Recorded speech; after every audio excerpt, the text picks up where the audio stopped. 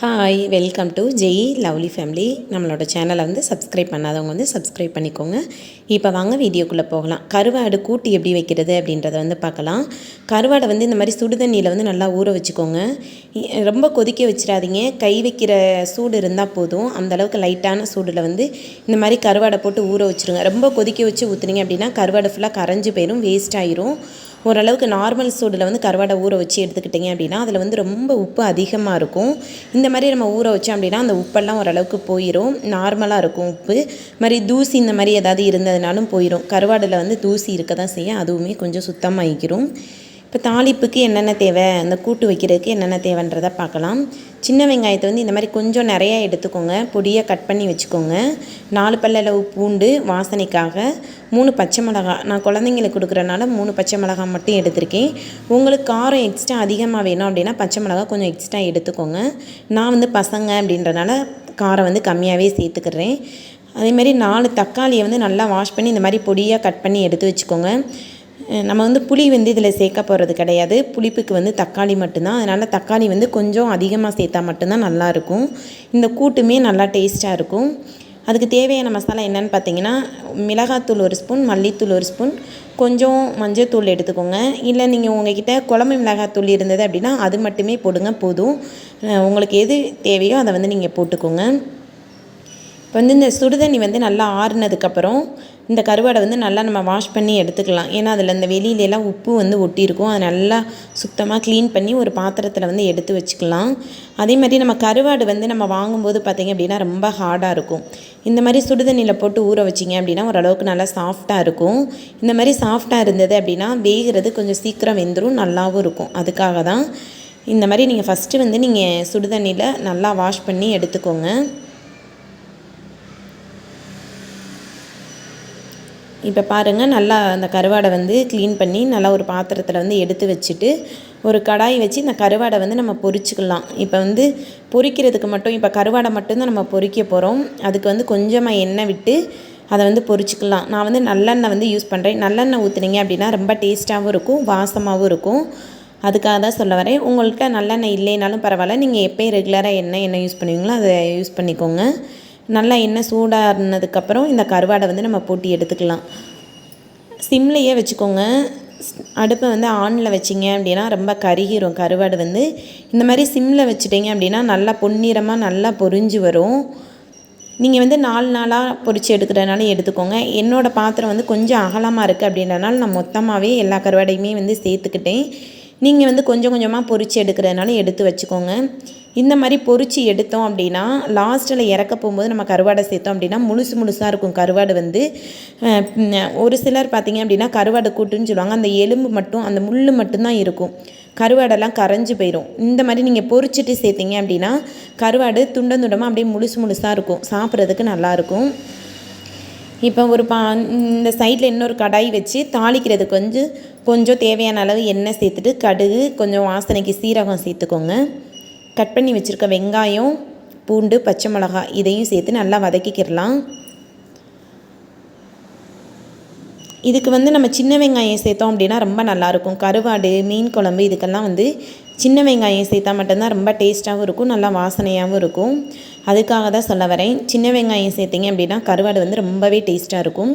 இப்போ நீங்கள் வந்து சைடிஷாக வேணும் அப்படின்னா, இப்போ சாம்பார், ரசம் இதுக்கெல்லாம் நீங்கள் சைடிஷாக வைக்கிறீங்க அப்படின்னா இந்த வெங்காயம், பச்சை மிளகாய் வந்து வதக்குனதுக்கப்புறம் அதில் வந்து இந்த கருவாடை வந்து சேர்த்துக்கிட்டிங்க அப்படின்னா ரொம்பவே டேஸ்ட்டாக இருக்கும், அதுவும் நல்லாயிருக்கும். இப்போ நான் வந்து சாப்பாட்டுக்கு வந்து பெரட்டி சாப்பிட்றதுனால தக்காளி கூட்டு மாதிரி நான் ரெடி பண்ணுறேன். இப்போ பாருங்கள், கருவாடை வந்து எந்த அளவுக்கு பொரிஞ்சு வந்திருக்குன்றது நல்லாவே உங்களுக்கு தெரியும். வெங்காயம் வந்து நல்லா வதங்கணும். நல்லா வதங்கினதுக்கப்புறமா நம்ம கட் பண்ணி வச்சுருக்க தக்காளியை வந்து சேர்த்துக்கலாம். இப்போ பாருங்கள், கண்ணாடி பதத்துக்கு நல்லா வதக்கிடணும். அப்போ தான் வந்து தக்காளி கூட்டு வந்து ரொம்ப டேஸ்ட்டாக இருக்கும்.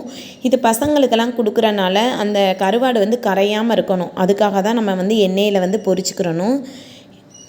இப்போ நல்லா வெங்காயம், பச்சை மிளகாய் நல்லா வதங்கினதுக்கப்புறம் நம்ம கட் பண்ணி வச்சுருக்க தக்காளியை வந்து சேர்த்துக்கலாம். சேர்த்துட்டு நல்லா வதக்கி விட்டுக்கோங்க. இது நல்லா கிரேவி மாதிரி வரணும். அப்போ தான் வந்து நம்ம சாப்பாட்டில் வந்து போட்டு சாப்பிட்றதுக்கு ரொம்ப நல்லாயிருக்கும். நல்ல பழமான தக்காளியாக நீங்கள் எடுத்துக்கோங்க. நல்லா பழமாக இருக்கிறத சேர்த்துட்டு இப்போ வந்து தேவையான அளவு உப்பு சேர்த்துக்கோங்க. நீங்கள் எப்பயும் சேர்க்குற உப்பை விட கொஞ்சம் கம்மியாகவே சேர்த்துக்கோங்க. ஏன்னா கருவாடில் வந்து உப்பு இருக்கும், அதனால் கொஞ்சமாகவே உப்பு சேர்த்துக்கிட்டாலே போதும். அந்த கருவாடில் சேர்க்கும்போது அதோட உப்பும் இதுவும் நல்லா மேட்ச் ஆகிக்கிறோம். அதனால் லைட்டாக கொஞ்சமாக மட்டும் உப்பு சேருங்க. சேர்த்துட்டு நம்ம மூடி போட்டு மூடி வச்சிடலாம். அப்போ தான் வந்து தக்காளி வந்து நல்லா குழஞ்சி நம்மளுக்கு வந்து வெந்து வரும். கிரேவி பதத்துக்கு வந்து வரணும் தக்காளி வந்து.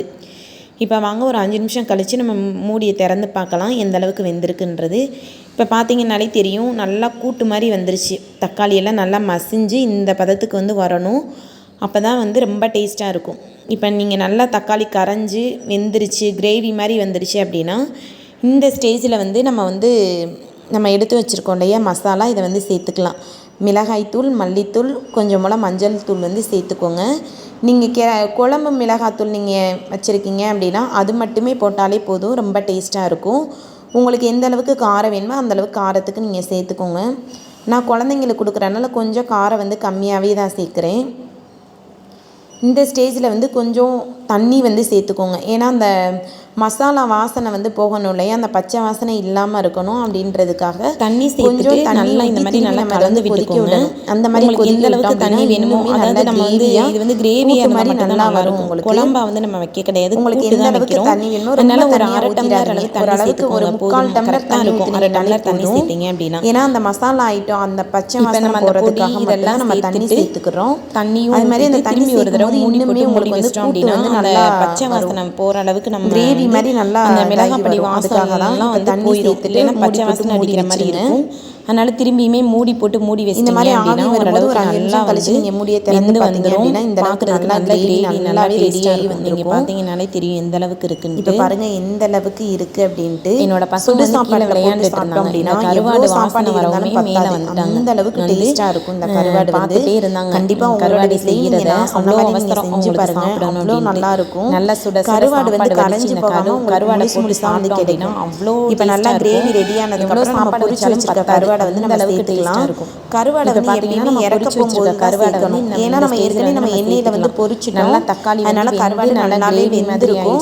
அதனால இறக்க போகிற டைமில் முன்னாடி கருவாடை வந்து இறக்க போகும்போது தான் சேர்க்கணும். ஒரு 5 நிமிஷமே அதிகம் கருவாடை 3 நிமிஷம் வந்து நீங்கள் அது ஒரு மாதிரி நல்லா கரைஞ்சி கருவாடே இல்லாமல் கருவாடில் வந்து உப்பு காரம் இது எல்லாம் சேர்ந்து வந்து பசங்களுக்கெல்லாம் கொடுக்கும்போது பாருங்க லைட்டாக ரொம்ப கிளறாமல் மேலாக இந்த மாதிரி கிளற. எப்பயுமே வந்து கருவாடை வந்து இறவாடை வந்து அப்படியே துண்டமா அதுக்காக தான் நம்ம ஆயிலில் வந்து ரொம்பவே முன்னாடியே வந்து நம்ம பொரிச்சு எடுத்துக்கிறோம். கண்டிப்பாக அதனால சொன்ன மெத்தடை வந்து ஃபாலோ பண்ணி பாருங்க. கருவாடு அவ்வளோ 5 நிமிஷமே அதிகம் தான். இப்போ நல்லா 5 நிமிஷத்துக்கு வந்து கிளறி விட்டு திரும்பி நம்ம ஒரு 5 நிமிஷம் வச்சுட்டோம் அப்படின்னா மூடி போட்டு கருவாடு நல்லா வச்சிடலாம். ஏன்னா அந்த கருவாட்டில் வந்து புளிப்பு இது எல்லாமே சேர்ந்து நல்லா வந்து சேரணும் இல்லையா, அதுக்காக தான்.